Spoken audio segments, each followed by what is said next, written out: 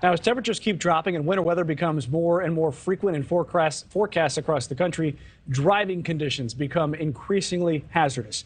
According to data from the U.S. Department of Transportation, more than 4,000 people died in crashes involving large trucks in 2020, and that is the most recent year with data on record.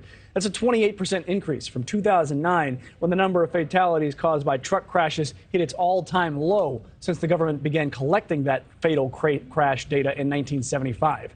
More than 68% of those deaths were occupants in cars and other passenger vehicles, while 15% were the occupants of the trucks.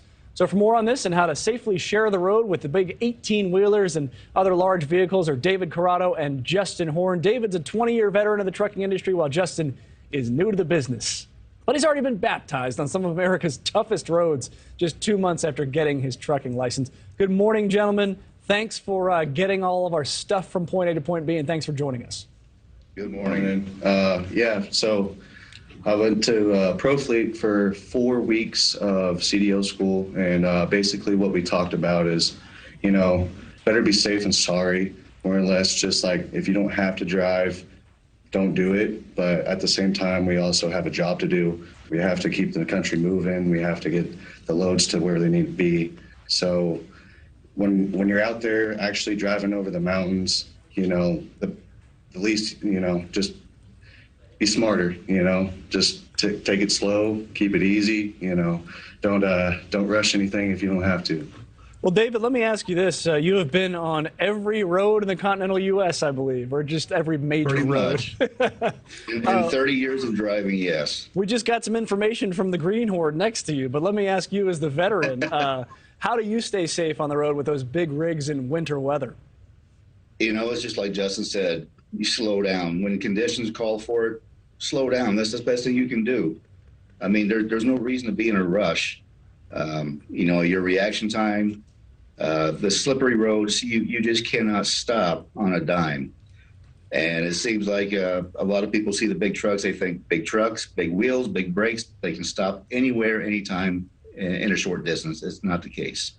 So Justin, what is it that drew you to this industry? Why did you want to become a trucker? Funny story. I actually grew up in a truck stop town there off I-70 in Missouri. So I've always been around it. And my previous career working for the railroad, had trucks coming in and out, doing inspections. So I've always been around it, and I've always had to talk to truckers and what it's like to, be on the road 5-6 days out of the week. And, money's great. So. Wow, the money is great. You don't hear that a lot in some of our transportation industries, especially not in the railroad industry, which you said you just left. David, let me turn to you on this one. It strikes me that a lot of Americans hit the road in their individual cars for long road trips like once or twice a year, and they get annoyed by the giant trucks, and they're like, I wish these trucks would get off the road. Meanwhile, you live on the road, and it's kind of like this is like your domain. It's not their domain, and they've got to learn to share it with you. Do you have some tips for the typical driver out there who sees these trucks as sort of an obstacle rather than something important for our entire economy? Well, it's not just our road. It's everybody's road. The biggest thing is just keep in mind we're 40 tons moving up and down the roads, and we don't accelerate as fast as the cars. And some of the trucking companies govern their trucks to a set speed, say like 68, maybe 70 miles an hour. So we're not intentionally trying to be in your way, but we're still trying to get our jobs done and share the road safely with the public.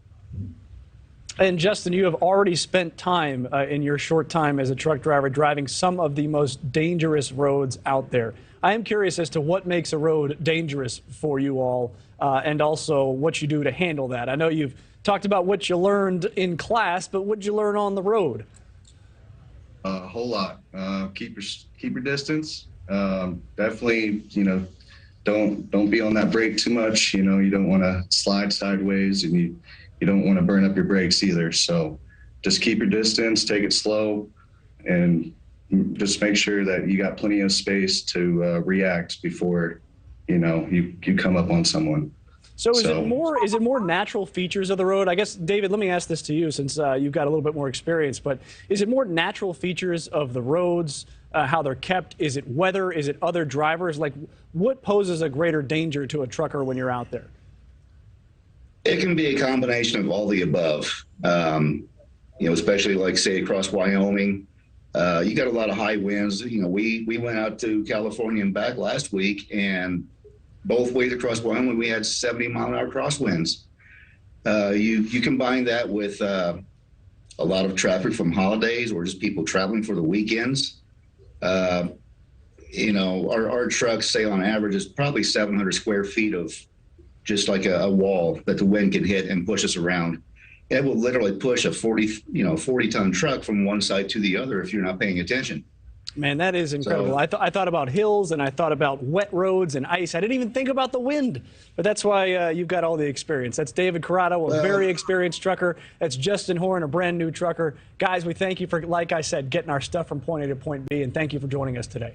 Thank you for watching. Go to newsnationnow.com to find News Nation on your television provider. And don't forget to click the red subscribe button below to get more of News Nation's fact-driven, unbiased coverage.